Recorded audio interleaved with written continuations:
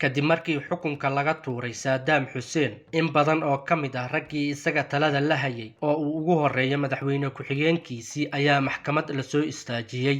dhowr bilood maxkamad socotay kadib ayaa waxa ay ku soo gabagabowday in tiirka la wada geeyo dhammaan dadkii lagu helay dambiyada inay geysteen.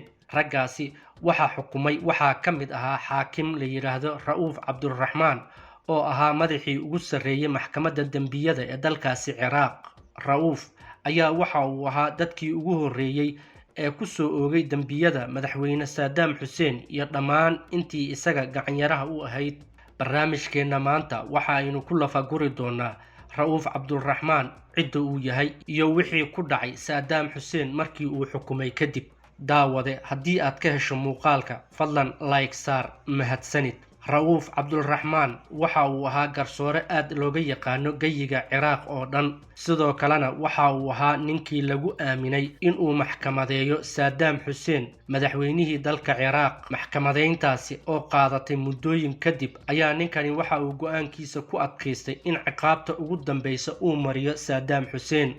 sanadii 2006 waxaa xukun dil ah uu ku riday Saddam Hussein isagoo amray in la daldalo si uu Saddam Hussein u dhadhamiyo xanuunka ay leedahay dhimashada.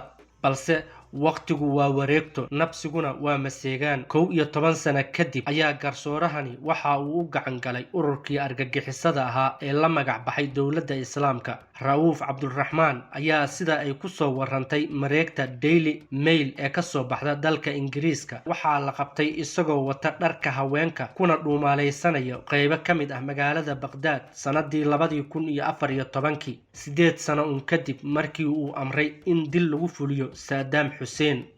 69 jirkan ayaa la rumaysan yahay inuu u gacan galay kooxda Daesh 16 bishii Juun 2014. 2 maalin kadibna waxa ay kooxdu amartay in la daldalo oo dil lagu fuliyo xaakimkaasi Rauf Abdulrahman, laguna dilay magaalo banaanka ka ah caasimadda dalka Ciraaq ee Baghdad.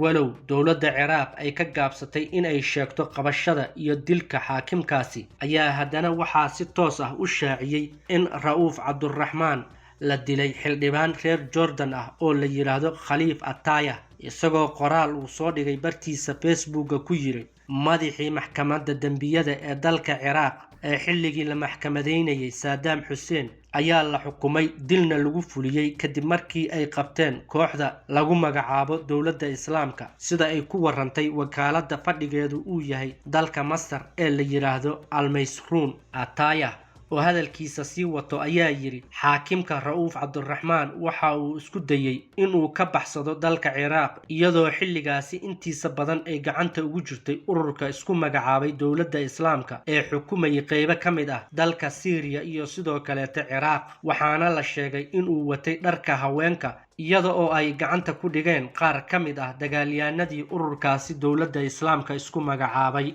xaakimkan ayaa waxa uu ahaa ninkii gacanta ku hayay dacwadda ka dhanka ah Saddam Hussein sanadii 2006 isagoo ku soo eedeeyay Saddam inuu si bareer ah u dilay in ka badan 148 qof oo Shiico ah, laguna dilay magaalada Dujayl ee dalka Ciraaq sanadii 1982. eedeymahaasi oo uu iska bari yeelay Saddam Hussein, balse Rauf ayaa waxa uu go'aan ku gaaray xukun ah in la daldalo Saddam Hussein kadib markii in ka badan 5,000 oo eheladii dadkaasi ah ay ku marqaati fureen Saddam, isagoo sheegay in Saddam uu ka dambeeyay dilkaasi uuna mudan yahay in la daldalo. Saddam Hussein ayaa la daldalay 30 bishii December oo ay ku beegnayd maalin Sabti ah oo ay muslimiintu caalamka u dabaaldegayeen ciidda Carafo, taasi oo muslimiin badan ay ka xumaadeen. laakiin Rauf Abdulrahman ayaa wareysi uu siiyay warbaahinta sanadii 2008 waxa uu ku dhaleeceeyay qaabkii loo daldalay Saddam Hussein iyo xilligii lagu soo beegay,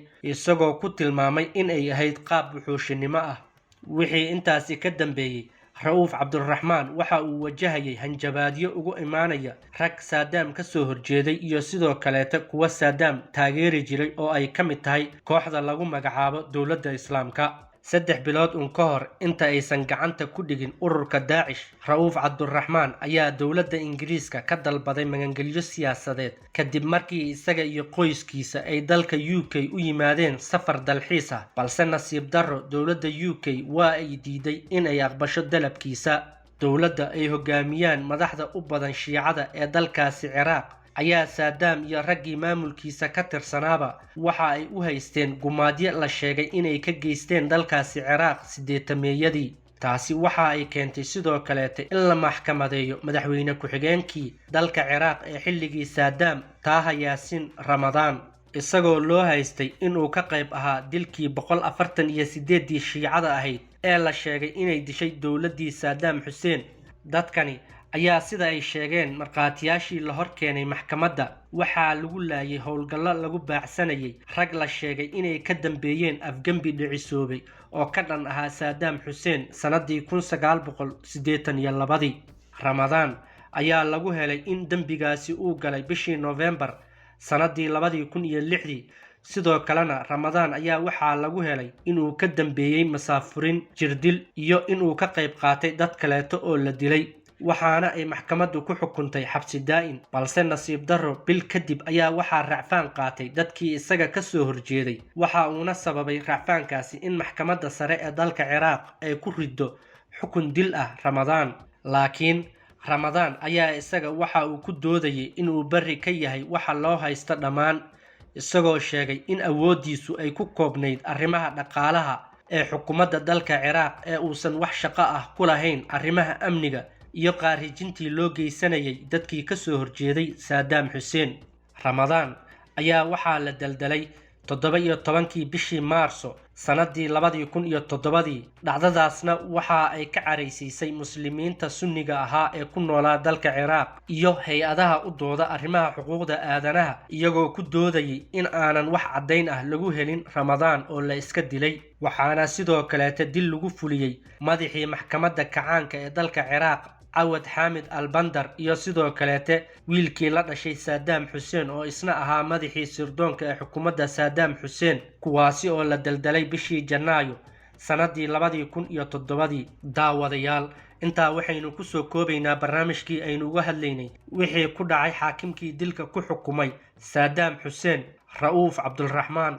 tan iyo intaynu ku kulmayno barnaamijkan kiisa kale, waanigoo inkaga tagayo. wassalaamu calaykum waraxmatullaahi wabarakaatuh.